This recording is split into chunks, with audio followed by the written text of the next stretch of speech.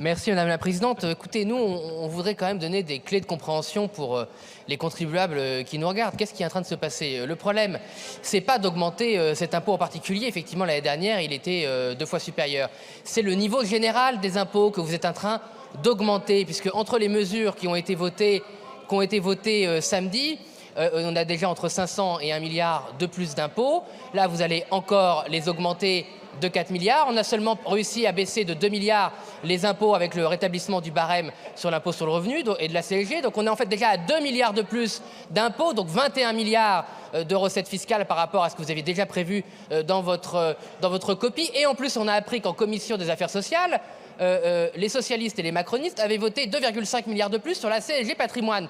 Donc voilà ce qui est en train de se passer. En fait, je suis désolé que ça vous plaise ou non, vous êtes en train de vous mettre d'accord dans le dos des députés ici pour augmenter les impôts un peu partout, pour arriver exactement à l'étiage que voulaient les socialistes d'augmentation d'impôts dans l'absolu, et vous le dispersez dans des impôts en pensant pas vu, pas pris. On vous a vu, on vous a pris. Et par ailleurs, à la fin, vous allez nous proposer une espèce d'ISF light pourri à environ 1 à 3 milliards, puisque Bercy a communiqué déjà pour nous expliquer que c'était l'étiage qui était possible pour ne pas être censuré par le Conseil constitutionnel. Donc tout ça est cousu de fil rose, tout ça est cousu de fil rose. Vous avez prévu d'augmenter les impôts considérablement pour faire un accord de valider ce budget ou de non-censure, d'ultime non-censure.